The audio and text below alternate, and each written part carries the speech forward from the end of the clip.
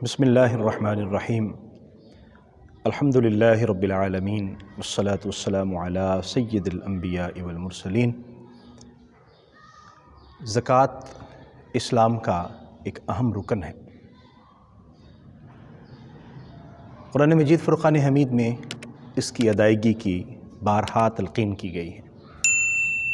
نبی کریم صلی اللہ علیہ وآلہ وسلم کو اللہ تعالیٰ نے ارشاد فرمایا، خذ من اموالہم صدقۃ تطہرہم وتزکیہم بہا۔ اے محبوب صلی اللہ علیہ وسلم، آپ ان سے زکوٰۃ وصول کیجئے تاکہ اس زکوٰۃ کی بنا پر آپ ان کا تزکیہ و تصفیہ کر سکیں۔ مال کی طہارت اور روح کی پاکیزگی یہ زکوٰۃ کے اہم فوائد میں سے ہے۔ اسی طرح زکوٰۃ ادا نہ کرنے والوں کو قرآن مجید نے عذاب کی وعید بھی سنائی ہے۔ والذین یکنزون الذہب والفضة ولا ينفقونها فی سبیل اللہ فبشرہم بعذاب علیم۔ وہ لوگ جو سونا اور چاندی جمع کر کے رکھتے ہیں اور انہیں راہ خدا میں خرچ نہیں کرتے، محبوب انہیں عذاب علیم کی بشارت دیجیے۔ زکوٰۃ ادا کرنے سے انسان کا مال بھی پاک ہوتا ہے، انسان کی روح بھی پاک ہوتی ہے، اور زکوٰۃ ادا نہ کرنے سے انسان کو اللہ کی ناراضگی کا بھی سامنا کرنا پڑے گا، اور اس کے مال کی اور اس کی روح کی طہارت بھی تشنہ رہ جائے گی۔ ہمیں اپنی زکوٰۃ کی ادائیگی میں کوشش کرنی چاہیے اور اپنے مال کا حساب رکھنا چاہیے۔ نبی کریم صلی اللہ تعالیٰ علیہ وآلہ وسلم نے اپنے صحابہ کرام کو اس کی تلقین فرمائی، اور وہ تلقین اسی طرح ہم تک پہنچی قرآن مجید فرقان حمید میں، احادیث مبارکہ میں۔ وہ شخص جو صاحب نصاب ہو اور اس کے پاس نصاب آئے ہوئے ایک سال گزر جائے، ایک قمری سال یعنی اسلامی مہینے سے مطابق پورا سال گزر جائے، تو اس پر 2.5% کے حساب سے زکوٰۃ لازم ہو جاتی ہے۔ نصاب میں 52 تولے چاندی، 7.5 تولے سونا۔ اگر کسی کے پاس صرف سونا ہے تو 7.5 تولے سونا ہو جائے تو اس پر زکوٰۃ لازم ہو جائے گی۔ اسی طرح اگر کسی کے پاس سونا نہیں ہے یا سونا تھوڑا ہے اور اس کے پاس دیگر نصاب سے مطابق چیزیں ہیں، 52 تولے چاندی، 52 تولی چاندی کے مطابق پیسے، سامان تجارت یا اس کی دیگر جو ایسٹس ہیں، اثاثہ جات ہیں، وہ 52 تولے چاندی تک پہنچ جاتے ہیں، تو 1 سال گزرنے کے بعد اس پر زکوٰۃ لازم ہو جائے گی۔ یہاں یہ بات یاد رکھیے گا کہ اگر کسی شخص کے پاس تھوڑا سا سونا ہے، 7.5 تولے نہیں ہے، لیکن اس کے پاس سیونگ میں پیسے پڑے ہوئے ہیں، تو وہ سونا بھی چاندی میں کنورٹ ہو جائے گا، یعنی اس سونے کو چاندی کے حساب سے پھر دیکھیں گے، یا دیگر سامان تجارت ہے، یا تھوڑی سی چاندی پڑی ہوئی ہے، تھوڑا سا سونا پڑا ہوا ہے، تو سونے کی قیمت اور چاندی کی قیمت ملا کے اگر رائج الوقت موجودہ جو کرنٹ ویلیو ہے چاندی کی، اس کے مطابق اس پر زکوٰۃ لازم ہو جائے گی۔ ایک بات یہ بھی یاد رکھنی چاہیے کہ جب ہم زکوٰۃ ادا کر رہے ہوں گے، اس وقت اپنے مال کی جو کرنٹ ویلیو ہوتی ہے اس کو تسلیم کیا جاتا ہے اور اسے شمار کیا جاتا ہے۔ 7.5 تولے سونا جو ابھی کرنٹ ویلیو ہوگی، یعنی جب آپ زکوٰۃ ادا کر رہے ہوں گے، اسی طرح چاندی کی بھی کرنٹ ویلیو ہوگی۔ آپ کے پاس پلاٹ ہے، آپ کے پاس دیگر اثاثہ جات ہیں، تو اس کی کرنٹ ویلیو ہوگی جس پر زکوٰۃ لازم ہوگی۔ زکوٰۃ ادا کرتے ہوئے ہمیں یہ خیال رکھنا چاہیے کہ اللہ تبارک و تعالیٰ نے زکوٰۃ فقراء اور مساکین کا حق رکھا ہے، فی اموالہم حق للسائل والمحروم۔ تو جو مصارف زکوٰۃ ہیں اس کو بھی قرآن مجید فرقان حمید میں بیان کر دیا گیا ہے۔ انما الصدقات للفقراء والمساکین والعاملین علیہا والمؤلفۃ قلوبہم وفی الرقاب والغارمین فی سبیل اللہ وابن السبیل۔ یہ 8 مصارف اللہ تعالیٰ نے قرآن مجید میں بیان کیے ہیں۔ ایسا بھی ممکن ہے کہ آپ مکمل زکوٰۃ ایک ہی کسی شخص کو ادا کر دیں، ایسا بھی ہے کہ آپ مختلف مصارف زکوٰۃ میں وہ رقم تقسیم کر دیں۔ ہولان ہول یعنی 1 سال کے گزرنے کا مطلب یہ ہے کہ جب آپ کے پاس نصاب مکمل ہوا، اس نصاب مکمل ہونے کے بعد آپ نے چاند کے مہینوں کے حساب سے اس کو مکمل سال کرنا ہے۔ جب وہ سال پورا ہو جائے گا پھر آپ پر زکوٰۃ لازم ہو جائے گی۔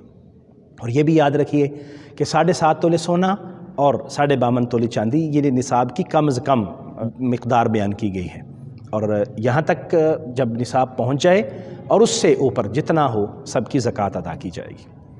ہماری خواتین کے پاس جو زیور ہوتا ہے یا مردوں کے پاس کوئی بھی ایسی چیز جو زیور کی صورت میں پڑی ہوئی ہو، خواتین کے استعمال میں ہو یا نہ ہو، وہ زکوٰۃ میں شمار کی جائیں گی۔ خواتین کا مکمل زیور زکوٰۃ میں شمار ہوگا، وہ استعمال ہو نہ ہو رہا ہو۔ نبی کریم صلی اللہ علیہ وسلم کی خدمت میں ایک خاتون حاضر ہوئی اور اس کی بیٹی کا سونے کا کنگن تھا۔ حضور علیہ السلام نے پوچھا کہ آپ زکوٰۃ ادا کرتی ہیں؟ انہوں نے عرض کیا نہیں، تو حضور نے عذاب کی وعید سنائی۔ اس خاتون نے وہ عذاب کی وعید سنتے ہی فوراً کنگر اتار کے حضور کی خدمت میں پیش کیا اور عرض کیا، یا رسول اللہ، اس کو آپ اللہ اور اس کے رسول کے لیے استعمال فرمائیے، یہ صدقہ ہے، یہ میری طرف سے، تاکہ ہمیں عذاب کی صورت میں اسے نہ دیکھنا پڑے۔ ہمیں زکوٰۃ ادا کرتے ہوئے ان تمام چیزوں کو ملحوظ خاطر رکھنا چاہیے۔ جس شخص پر قرض ہے وہ اپنے قرض کو منہا کرے گا، مائنس کرے گا، اور مائنس کر کے جو باقی رقم اس کی بنتی ہوگی وہ اس کی زکوٰۃ ادا کرے گا۔ بعض اوقات ایسا ہوتا ہے ہم نے کچھ رقم کسی کو دی ہوئی ہوتی ہے، کچھ کسی سے لینی ہوتی ہے، تو جو ہم نے کسی کو دی ہے وہ ہماری رقم ہے، اس کی زکوٰۃ ہم نے ہی ادا کرنی ہے۔ بہتر یہ ہے کہ جو کسی کو قرض دیا ہے اس کو زکوٰۃ ادا کرتے ہوئے ساتھ شامل کریں اور پھر اس کی زکوٰۃ ادا کریں۔